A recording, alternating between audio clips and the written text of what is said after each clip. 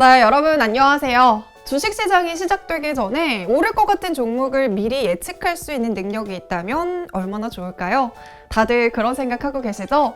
그래서 오늘은요, 제가 주식시장이 열리기 전에 오를 것 같은 종목을 예측하는 6가지 방법을 소개해 보려고 합니다. 물론 이 방법들이 절대적인 것들은 아니에요. 하지만 투자하는 데 있어서 분명 도움이 되리라 생각합니다. 네, 그럼 바로 시작해 볼게요. 네, 우리 주식시장은요, 주말과 공휴일을 제외하고 매일 아침 9시에 시작이 되는 건 다들 알고 계시죠? 그래서 많은 경제방송에서는요, 장이 시작되기 전에 글로벌 증시와 뉴욕 증시에 대한 분석을 합니다. 저 역시 회사에 딱 도착하면 확인하는 것이 간밤 뉴욕 증시입니다. 그래서 일반적으로 뉴욕 증시 그리고 글로벌 증시에서 어떤 이슈에 오르고 내렸는지가 국내 증시에도 굉장히 민감하게 반응을 하고 있거든요. 특히 요즘에는 반도체나 자동차와 같은 수출주들 아니면 코로나19 치료제와 관련한 이슈의 연동성이 굉장히 높습니다.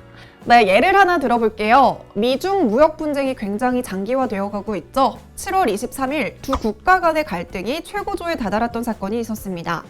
미국에서 자국 내 중국 총영사관을 폐쇄하라고 명령을 했고요. 중국에서도 강력하게 반발하면서 남부도시 청두의 미국 영사관을 폐쇄하면서 보복 조치에 나섰습니다. 자, 장이 시작하기 전에 미중 간의 사이가 안 좋다라는 기사를 봤다면 어떤 종목이 오를까요? 바로 히토류 관련주입니다. 네, 히토류가 무엇이냐 하면요, 스마트폰과 전기차, 배터리와 미사일 전투기 등의 필수 재료입니다. 그런데 히토류 테마주는 미중 갈등이 고조될 때마다 움직임을 보여주고 있는데요. 바로 중국은 세계 히토류 매장량의 37%, 실질적 공급 비중은 90% 이상으로 추정이 되고 있기 때문입니다. 네, 이 두 나라가 사이가 나빠지면 당연히 중국에서는 히토류 수출을 제한할 수 있겠죠. 그래서 우리나라의 히토류 관련주들이 수혜를 입을 수 있다는 기대감이 몰리면서 7월 23일 유니온이라는 히토류 테마주가 엄청나게 상승을 했습니다. 네, 그리고 그 다음 날에도 미중 간의 갈등이 격화되고 있다는 소식이 연이어서 들리면서 이틀 연속으로 상승세를 보였습니다.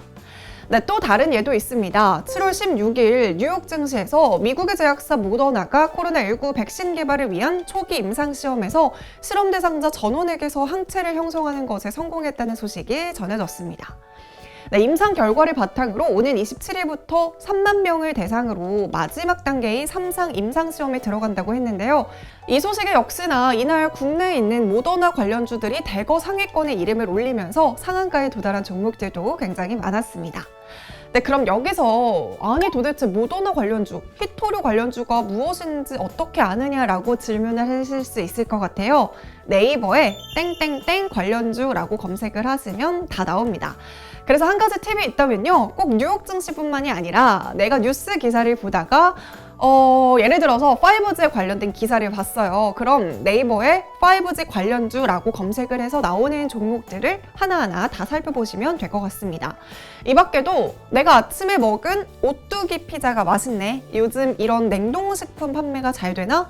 오뚜기 실적은 어떻지? 주가는 어떻지? 이렇게 찾아보시면 될 것 같습니다. 자, 두 번째, 트럼프 대통령의 발언과 트위터를 염탐하세요.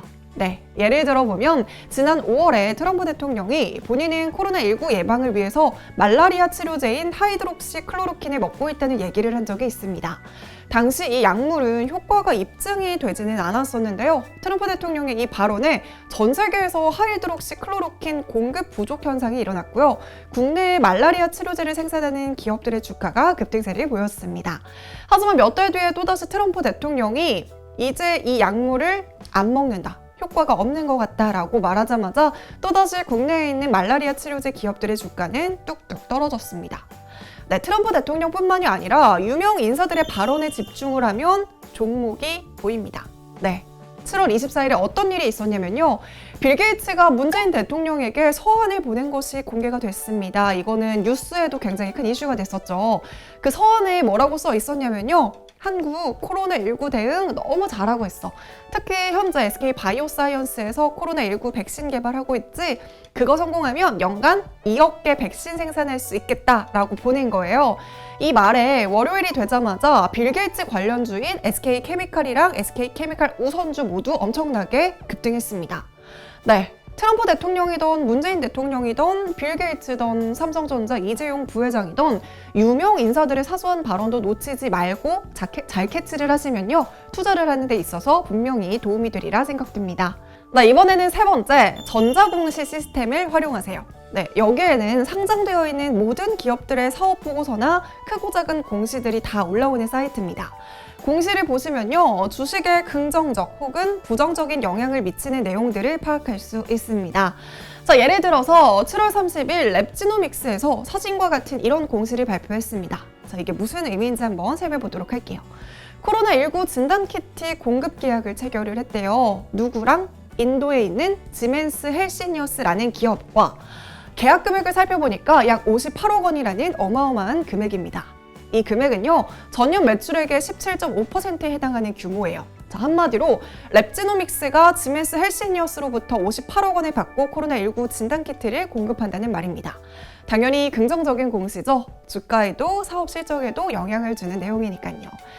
그래서 봤더니요, 이날 랩지노믹스 그래프 빨갛게 오른 거 보이시죠? 55,100원까지 상승했습니다. 이런 공급 계약 공시 말고도 공시 종류가 굉장히 많습니다. 또 이게 좋은 내용만 올리는 건 아니고요. 회사에 부정적인 영향을 미칠 수 있는 내용들도 올라오거든요.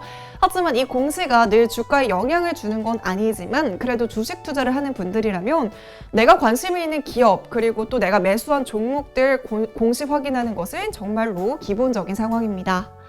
이번에는 네 번째, 공시와 마찬가지로 여기서 확인할 수 있는 것이 바로 기업들의 실적입니다. 분기별로 기업들이 실적을 발표하죠. 근데 이게 실적이 좋다고 주가가 오르는 것도 아니고요. 실적이 나쁘다고 해서 주가가 떨어지는 것도 아닙니다. 하지만 실적도 공시와 마찬가지로 기본적으로 확인을 해야 되는 내용들인데요. 모든 기업들의 실적을 다 확인을 할 수는 없잖아요. 저는 주로 대형주 아니면 제가 보유한 종목 그리고 최근에 이슈가 되고 있는 산업들의 회사 실적들을 확인합니다.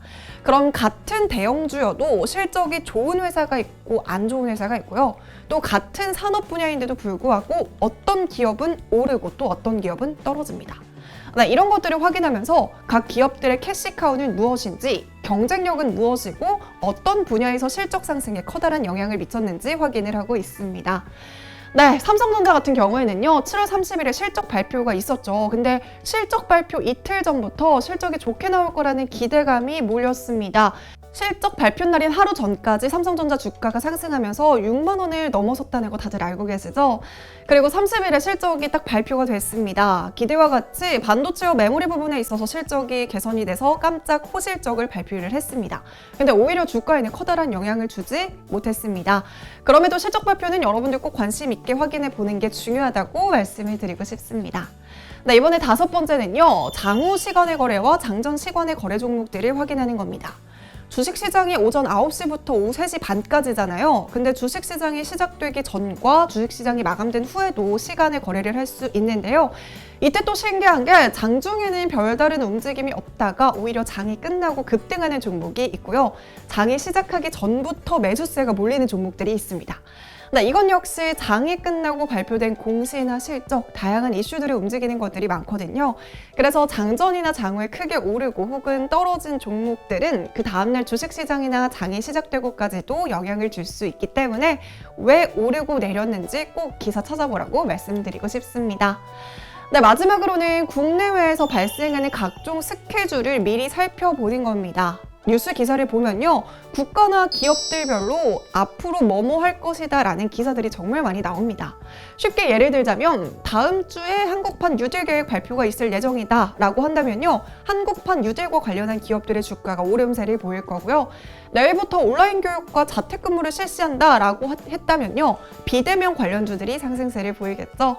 이런 작은 테마 스케줄도 꼼꼼하게 살펴보시고 미리 매수해서 대응하시면 분명 좋은 결과 얻을 수 있을 거라고 생각합니다. 이렇게 오늘은 알아두면 좋은 주식 종목 찾는 방법 6가지 말씀드렸는데요. 저는 주식을 하기 위해서는 무조건 관심이 중요하다고 생각합니다. 다양한 기사와 정보, 내가 입고 있는 옷의 브랜드, 편의점에서 사는 음식들, 어떤 기업들의 제품인지, 내가 매일 쓰고 다니는 이 마스크는 어떤 회사에서 만들었는지, 내가 듣는 이 노래는 어느 엔터테인먼트에 소속된 가수인지 하나하나 관심을 갖고 관련된 기사를 찾고, 또 그렇게 투자한 종목들은 너무나도 소중합니다. 그래서 주식이 투기성이 아니라 진짜 기업을 소유하고 있다는 기분이 들거든요. 어렵게 생각하지 마시고요. 모든 것은 관심에서부터 시작된다는 거 잊지 마시고요. 모두들 부자 되시길 바라겠습니다. 네, 더 궁금하신 사항이 있다면 언제든지 댓글 남겨주시고요. 오늘 주식 놀이터는 여기서 마무리할게요.